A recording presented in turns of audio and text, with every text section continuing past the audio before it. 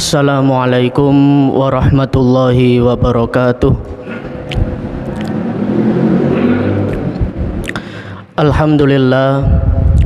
Alhamdulillahilladzi wakafa, wassalatu wassalamu ala ibadihilladzina astafa, wa ala alihi wa ashabihi ala ahli sidqi wal wafa. Asyhadu an la ilaha illallah wahdahu la syarikalah, wa asyhadu anna Muhammadan abduhu wa rasuluh. Allahumma salli wa sallim wa barik ala nabiyyina Muhammad wa ala alihi wa ashabihi ajma'in. Qala Allahu ta'ala fil Qur'anil Karim, a'udzu billahi minasyaitonir rajim. Bismillahirrahmanirrahim. Ya ayyuhalladzina amanu taqullaha haqqa tuqatih wa la tamutunna illa wa antum muslimun. Wa qala Rasulullah sallallahu alaihi wasallam, ittaqillaha haitsu ma kunta wa atbi'is sayyi'atal hasanata tamhuha wa khaliqin nasa bi khuluqin hasanin, amma ba'du. Hadirin Bapak Ibu, jamaah sekalian, jamaah salat maghrib yang mudah-mudahan dimuliakan dan dirahmati oleh Allah Subhanahu wa ta'ala. Pertama, marilah kita bersyukur kepada Allah dengan kudrah dan iradahnya. Sampai detik ini Allah masih berikan kesehatan kepada kita. Allah Subhanahu wa ta'ala masih memberikan kenikmatan, kekuatan, keistiqomahan dan kemudahan kepada kita semuanya, sehingga pada malam hari ini kita semuanya dapat beribadah kepadanya, kita semuanya dapat bersujud kepadanya, berzikir kepadanya, meminta ampun kepadanya, yang dilanjutkan dengan majelis ta'lim seperti ini. Semoga apa yang kita niatkan, apa yang kita lakukan ini senantiasa mendapat karunia dan ridha dari Allah Subhanahu wa ta'ala.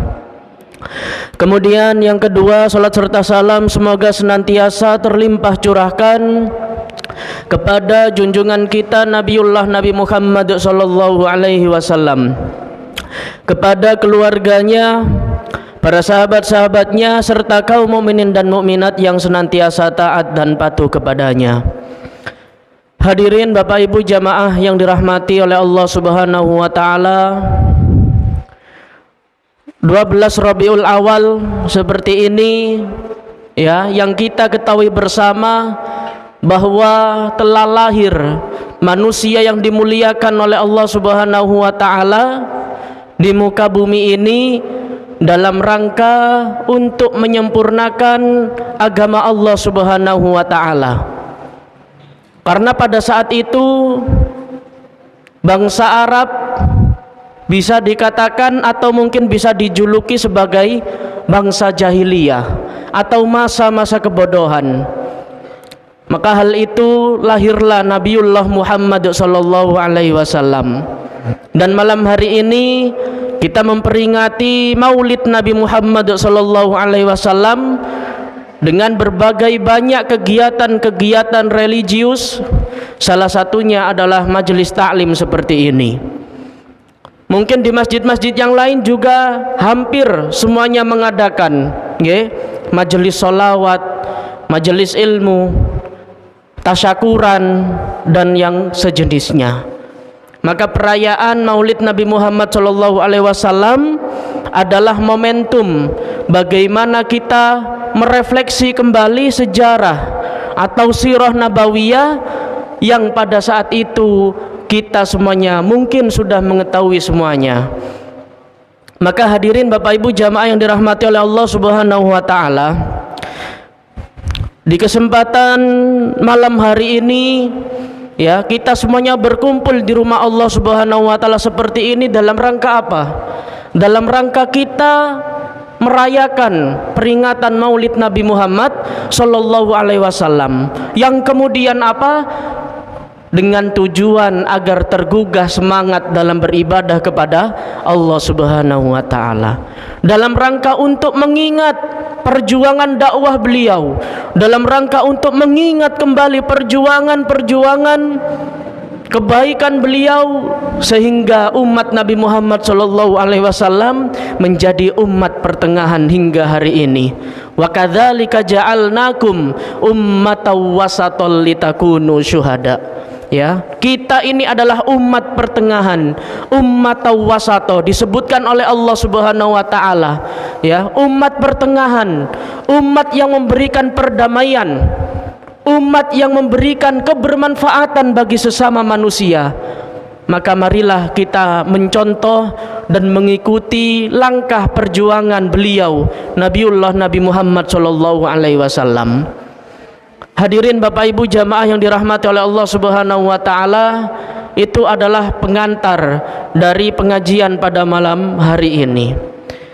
Maka kita semuanya sudah mengetahui sejarah perjuangan Nabi kita Nabi Muhammad sallallahu alaihi wasallam, yang kemudian marilah kita implementasikan, kita praktekkan bersama-sama dalam kehidupan sehari-hari kita.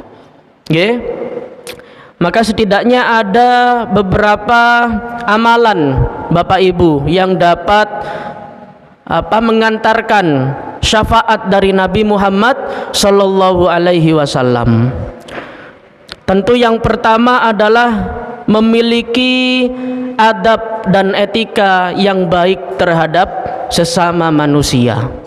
Nggih. Nabi Muhammad sallallahu alaihi wasallam adalah salah satu contohnya, ya. Beliau memiliki kesempurnaan akhlak yang baik, ya, sehingga dengan akhlak beliau, sehingga dengan adab beliau bisa memberikan kesejukan bagi orang lain. Tidak hanya itu Bapak Ibu hadirin jamaah yang dirahmati oleh Allah Subhanahu wa taala, sebenarnya ada banyak sekali adab dan etika yang harus kita lakukan dalam keseharian kita. Ya. Misalkan Nabi sallallahu alaihi wasallam, ya, ketika bertemu dengan para sahabatnya, ya, ini dijelaskan dalam buku Sirah Nabawiyah, nggih. Ketika beliau hendak memulai majelis taklim seperti ini, ataupun ketika beliau bertemu dengan para sahabatnya, maka beliau menyapa. Nah, bahasane wong Surabaya napa? Nyopo, ya. Senyum, ya, dan mengucapkan assalamualaikum warahmatullahi wabarakatuh. Nah, ini salah satu contoh adab dan etika ketika berjumpa dengan saudara-saudara kita. Nah, kita juga harus bisa untuk mempraktikkan, ya.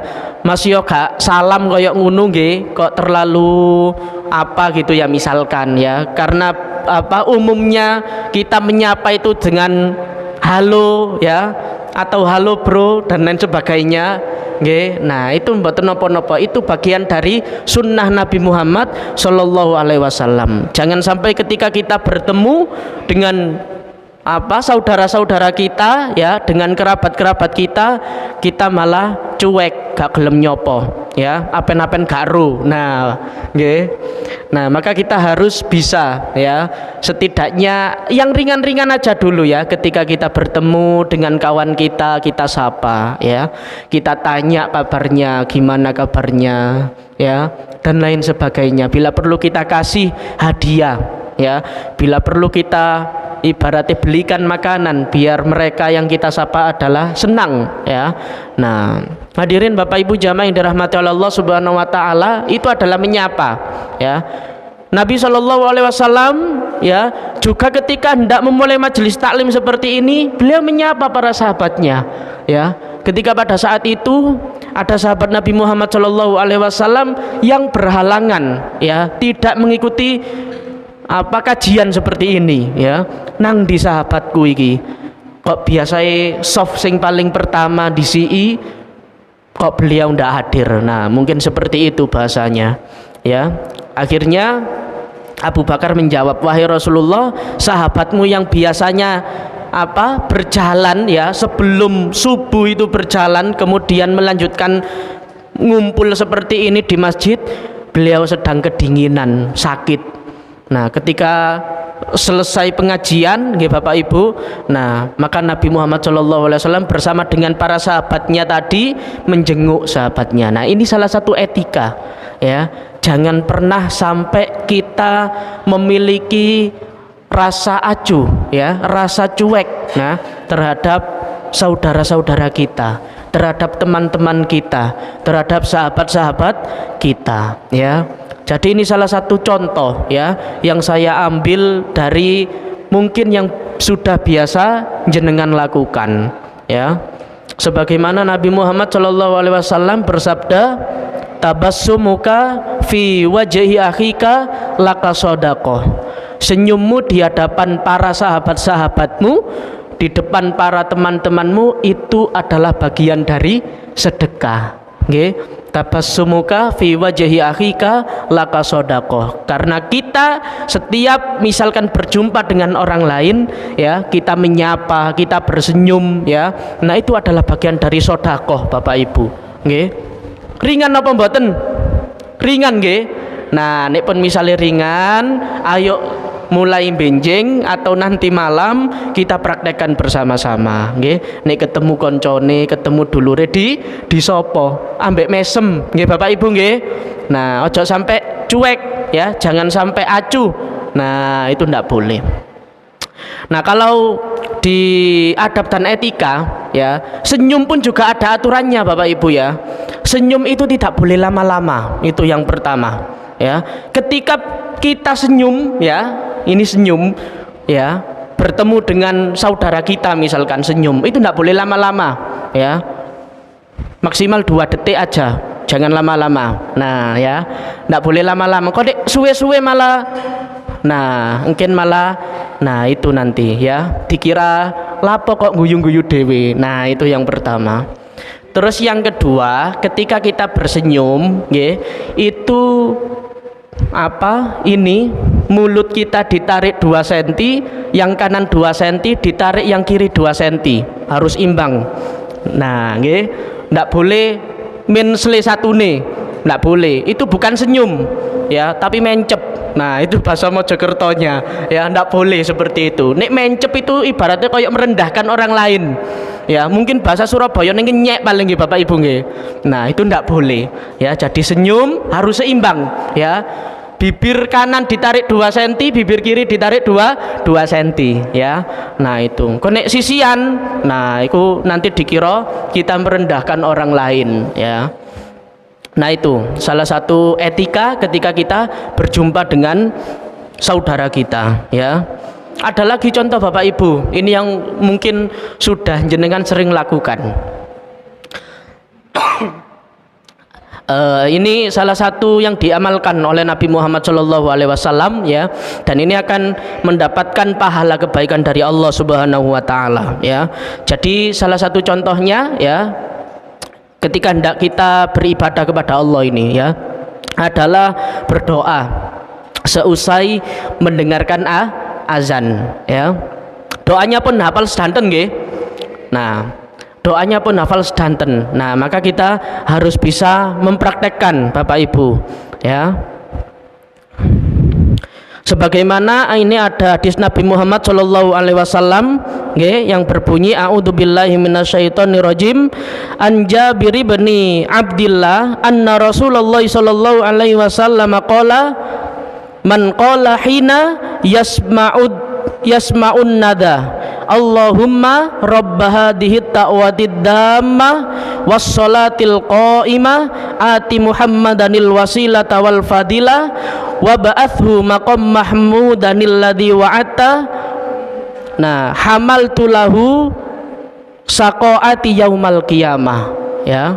Artinya barang siapa yang berdoa setelah mendengar azan, ya, dengan bacaan seusai azan itu, ya, Allahumma rabba hadhihi da'wati tammah dan seterusnya itu, maka kata Nabi Muhammad SAW, ya, dalam hadisnya, ia berhak mendapatkan syafaatku pada hari kiamat. Nah, okay, jadi kita praktekkan bersama. Ini hadis riwayat Bukhari, hadisnya sahih, okay.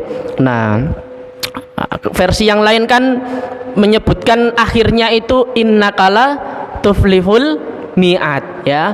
Tapi di hadis Bukhari disebutkan salah satu contoh yang saya ambil ini adalah doa yang paling utama ya. Jadi akhirnya adalah Muhammadanil ladzi wa'atta. Sudah cukup sampai situ, insya Allah boleh ya, karena ini di muatan hadis riwayat Imam Bukhari. Nah ini kita bisa praktekkan ya, ketika nanti adzan isya berkumandang ya, seusai adzan kita berdoa ya, doa seusai adzan. Karena apa? Ini adalah bagian dari syafaat yang akan diberikan kepada Nabi Muhammad SAW ketika pada saat kita hidup di dunia dulu senantiasa membaca doa setelah adzan ya. Ini ringan tapi jarang dilakukan oleh orang-orang ya. Azannya kadang sik ngobrol ya, azannya kadang sik dulinan HP ya. Jadi di azan itu disimak ya, kita mendengarkan, menjawabnya kan gitu tau sunnahnya nggih. Nah azan selesai, nah kita berdoa ya dengan doa seperti itu tadi. Bisa dimengerti nggih Bapak Ibu nggih? Nah ini masih poin yang kedua ya, masih lama kayaknya ini. Pripun Pak Bus? Mboten napa-napa nggih. Nggih, Bapak Ibu hadirin jamaah yang dirahmati Allah Subhanahu wa taala. Contoh yang ketiga. Ini saya sengaja mengasih contoh yang ringan-ringan Bapak Ibu nggih, ben jenengan mboten kebingungan. Nah, contoh yang ketiga, senantiasa mengucapkan kalimat tauhid ya. Kalimat tauhid itu kalimat la ilaha illallah ya. Bahkan siapa yang mengucapkan kalimat la ilaha illallah ya, ini hadisnya sangat populer, dakhalal jannah, maka akan dimasukkan ke dalam surganya Allah Subhanahu wa taala. Jadi setiap kita mengingat kepada Allah, ketika kita setiap berzikir kepada Allah, maka di situ ada salah satu anjuran untuk mengucap kalimat tauhid nggih. Nah ini yang ringan-ringan Bapak Ibu nggih. Nah ini bisa kita lakukan bersama ya. Jadi itu salah satu asbab yang nantinya di hari kiamat akan mendapatkan syafaat dari Nabiullah Muhammad Sallallahu Alaihi Wasallam. Yang pertama tadi adalah kita harus, seorang muslim ini harus memiliki adab dan etika yang baik nggih. Adab terhadap orang-orang di sekitar kita ya, etika terhadap kerabat kita, orang-orang terdekat kita dan lain sebagainya ya. Nah Bapak Ibu hadirin jamaah yang dirahmati oleh Allah Subhanahu wa taala, terkait dengan hadis pentingnya kita senantiasa mengucap kalimat la ilaha illallah ini sudah dijelaskan di dalam hadis riwayat Imam Bukhari nggih, yang artinya dari Abu Hurairah, dia bertanya, ya Rasulullah, siapakah orang yang paling bahagia dengan syafaatmu pada hari kiamat kelak ya? Maka Nabi Muhammad SAW bersabda, orang yang paling bahagia dengan syafaatku adalah orang yang ketika pada saat hidup di dunia mereka senantiasa mengucap la ilaha illallah dengan ikhlas dari hatinya. Hadis riwayat Imam Bukhari nomor 99 ya. Maka disebutkan oleh Nabi Muhammad SAW ya, siapa yang ketika hidupnya di dunia senantiasa berzikir kepada Allah ya, salah satunya adalah dengan mengucap la ilaha illallah Muhammadur Rasulullah min qalbihi wa nafsihi, maka dia akan mendapatkan syafaatku dari aku ya. Tapi harus disertai dengan keikhlasan ya kepada Allah Subhanahu wa taala. Nah, ini terkait dengan adab dan etika Bapak Ibu nggih. Jadi amalan yang pertama ketika kita ingin diberikan syafaat oleh Nabi Muhammad SAW nanti adalah kita harus bisa memiliki akhlak dan etika yang baik. Amalan yang kedua ya, amalan yang kedua memperbanyak sholawat ya, memperbanyak sholawat. Ini salah satu anjuran juga ya dari Allah Subhanahu wa taala, sebagaimana Allah Subhanahu wa taala berfirman di dalam Al-Qur'an surah Al-Ahzab ayat 56 ya. A'udzu billahi minasyaitonir rajim. Bismillahirrahmanirrahim. Innallaha wa malaikatahu yusholluna 'alan nabi ya ayyuhalladzina amanu shallu 'alaihi wa sallimu taslima. Ya, sesungguhnya Allah Subhanahu wa taala beserta para malaikat Allah bersolawat kepada Nabi Muhammad sallallahu alaihi wasallam. Ya, ya ayyuhalladzina amanu, wahai orang-orang yang beriman, shallu alaihi wasallimu taslima, bersolawatlah engkau kepada Nabi Muhammad sallallahu alaihi wasallam dan ucapkanlah salam penghormatan kepadanya. Ya, jadi Allah saja bersolawat kepada Nabi, malaikat saja bersolawat kepada Nabi. Maka kita sebagai umat Nabi Muhammad sallallahu alaihi wasallam dianjurkan, ya, bila perlu untuk ditekankan setiap hari bersolawat kepada Nabi Muhammad sallallahu alaihi wasallam. Dan solawat ini adalah salah satu, ya, zikir kepada Allah Subhanahu wa taala, bentuk mengingat kepada Allah Subhanahu wa taala. Nggih. Kita itu bersolawat kepada Nabi itu seminim-minimnya itu setidaknya 5 kali, Bapak Ibu, nggih. Setidaknya itu 5 kali. Kapan itu? Ketika kita membaca doa tasyahud akhir. Nah, itu yang paling minim, ya. Jadi sehari yang paling minim ketika kita membaca sholawat Nabi adalah 5 kali itu tadi. Kalau misalkan ditambah, nggih, monggo silahkan, ya. Tapi jangan dikombinasi, Bapak Ibu, nggih. Nah, sekarang kan banyak toh kombinasi sholawat, dipakein lagu, ya, dipakein DJ, ya, ngerti DJ anjenengan. Ya, dipakein musik roll. Nah, itu kurang tepat, ya. Niatnya baik, ya, tapi cara kita melakukannya yang kurang baik, ya. Sholawat itu baik, tapi kalau kita misalkan mengkombinasi hal-hal yang seperti itu, ya, akan kurang baik juga, kurang sopan juga, ya. Nah, itu Bapak Ibu. Hadirin Bapak Ibu jamaah yang dirahmati oleh Allah Subhanahu wa taala, maka ini penting karena setidaknya seminim-minimnya kita harus bersolawat kepada Nabi Muhammad sallallahu alaihi wasallam ketika kita bekerja, nggih, mencari nafkah di jalan, dalam perjalanan, dalam kondisi berbaring sekalipun, setidaknya kita harus bersolawat kepada Nabi Muhammad sallallahu alaihi wasallam. Dan ucapan sholawat yang paling singkat itu adalah Allahumma sholli ala Muhammad wa ala ali Muhammad. Nah, okay, itu yang paling singkat. Dan itu ada faidahnya sendiri. Ketika jenengan misalkan membuka kitab Syama'ilul Muhammadiyah, ya, siapa, ya, itu di dalam kitab Syama'ilul Muhammadiyah dijelaskan yang ditulis oleh Imam Tirmizi, ya, ketika kita senantiasa mengingat kepada Allah Subhanahu wa taala, salah satunya adalah dengan senantiasa bersolawat kepada Nabi, maka Nabi akan memberikan syafaatnya langsung kepada umatnya. Nah, ini kan keutamaan toh Bapak Ibu, nggih.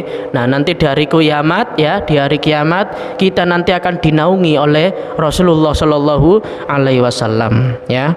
Nah, ini hadisnya, ya.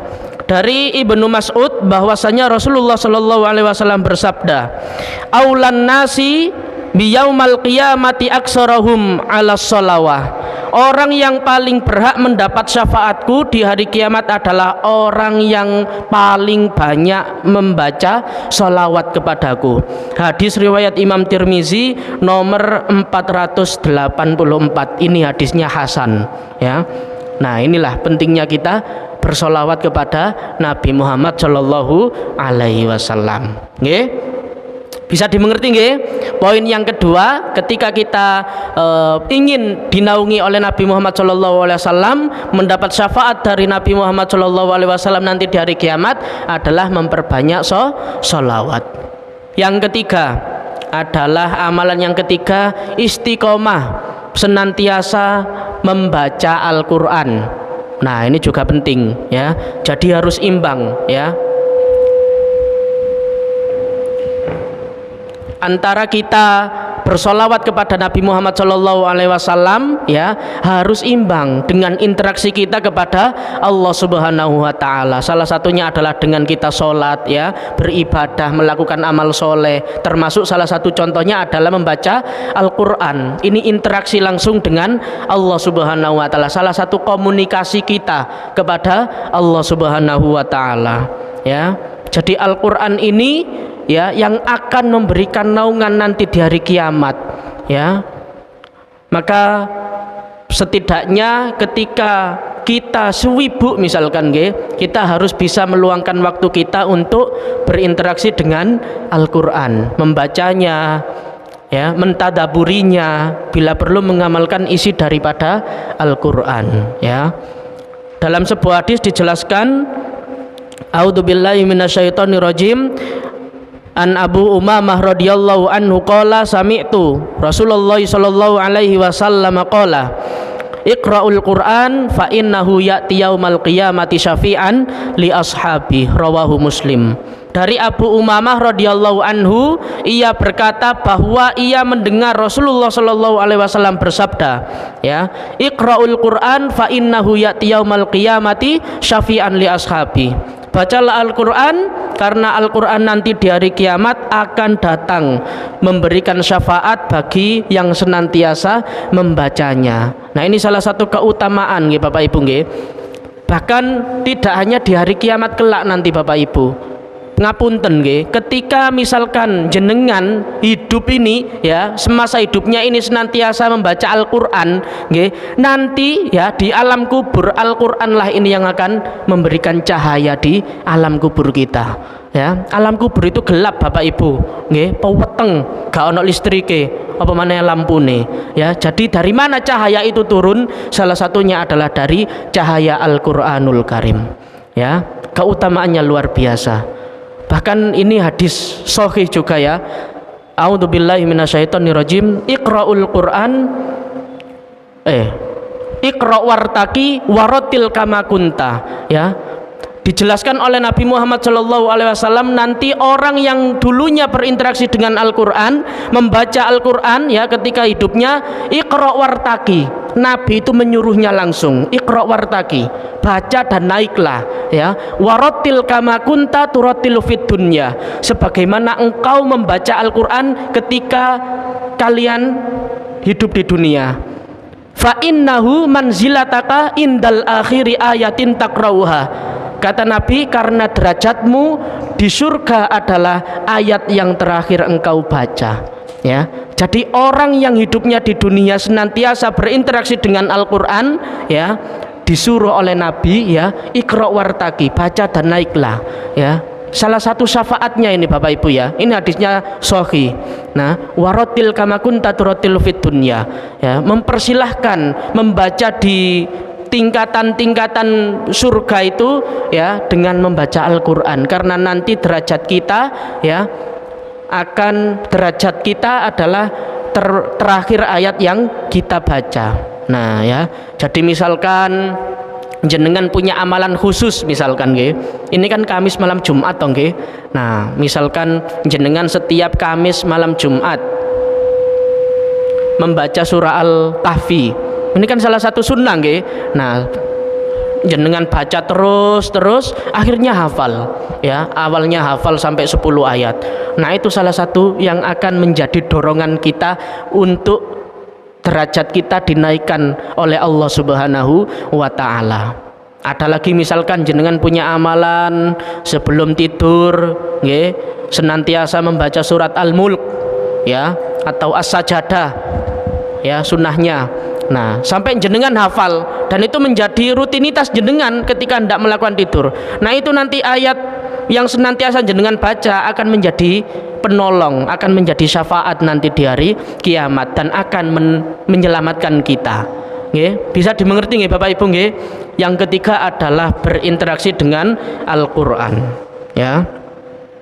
Yang keempat, ini juga penting ya, memperbanyak puasa sunnah. Nah, memperbanyak puasa sunnah ya. Puasa Senin Kamis puasa Daud, puasa Ayyamul Bid dan puasa-puasa sunnah yang lainnya. Insya Allah keutamaan masing-masing dari puasa sunnah tersebut itu memiliki keutamaan yang luar biasa, ya. Dan salah satu pintu surga yang bisa kita dapat adalah ketika kita memperbanyak puasa. Okay. Di satu sisi kita beribadah kepada Allah, melakukan amal soleh, ya, berbuat baik terhadap sesama manusia. Namun di satu sisi jenengan punya jurus, ya, punya keistiqomahan, punya kekuatan untuk senantiasa puasa sunnah. Nah, ini yang akan mendatangkan syafaat kepada Nabi Muhammad SAW. Sebagaimana Rasulullah SAW bersabda, "A'udzubillahi minasyaitonirrajim, as-siyamu wal Qur'anu yashfa'ani li abdi yaumal qiyamah." Puasa dan Al-Quran akan memberi syafaat kepada seorang hamba kelak nanti di hari kiamat, ya. Puasa akan berkata, "Wahai Rabbku, aku telah menahannya dari makan pada siang hari dan menahan hawa nafsu saya. Karenanya perkenankan aku untuk memberikan syafaat kepadanya." Ya, jadi ini antara komunikasi antara Nabi dengan Allah Subhanahu wa taala. Ketika nanti dari kiamat ada umat Nabi Muhammad SAW yang ketika hidupnya memperbanyak puasa sunnah tadi, nah Nabi berkata, "Wahai Rabbku, aku telah menahannya, ya, dari makan siang." Dari makan siang, ya, dan menahan hawa nafsunya, ya. Karenanya perkenankan aku untuk memberikan syafaat kepadanya. Nah, ini antara komunikasi Nabi dengan Allah Subhanahu wa taala. Maka penting kita menjaga amalan-amalan yang seperti itu, Bapak Ibu nggih. Amalan walaupun kita lakukan kecil tapi senantiasa dilakukan dengan istiqomah, insya Allah akan memberikan keselamatan bagi kita baik di dunia maupun di akhirat. Hadirin Bapak Ibu jamaah yang dirahmati oleh Allah Subhanahu wa taala, sebenarnya ada banyak sekali amalan yang bisa mendatangkan syafaat kepada Nabi Muhammad SAW. Namun 4 hal inilah amalan yang utama, dengan harapan agar kula lan panjenengan sedaya bisa mengamalkannya. Yang pertama, memiliki adab dan etika yang baik, ya. Istilah ini arek saiki apa, Mas? Memiliki tata krama, memiliki sopan santun, Yang kedua, ya, apa tadi? Memperbanyak sholawat kepada Nabi Muhammad SAW. Yang ketiga, senantiasa berinteraksi dengan Al-Quran. Dan yang keempat adalah memperbanyak melakukan puasa sunnah. Ini adalah amalan utama yang bisa kita lakukan bersama-sama.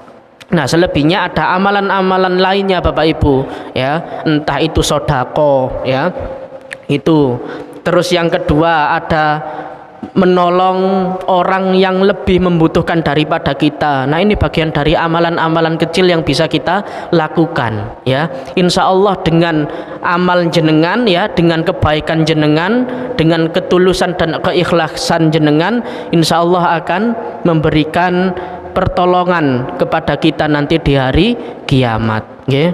Bapak Ibu hadirin jamaah yang dirahmati Allah Subhanahu wa taala, demikian yang dapat saya sampaikan. Semoga 4 amalan ini bisa menjadi jurus jitu jenengan dan kulo, ya, termasuk adik-adiknya, mas-masnya, dalam menerapkan, ya, amalan-amalan Nabi Muhammad SAW, sekaligus amalan tersebut adalah yang bisa mendatangkan syafaat kepada Nabiullah Nabi Muhammad SAW. Semoga bermanfaat. Saya minta maaf yang sebesar-besarnya apabila ada kesalahan, ada kekhilafan dalam menyampaikan kajian pada malam hari ini. Afu minkum, hadanallahu wa iyyakum ajma'in. Assalamualaikum warahmatullahi wabarakatuh.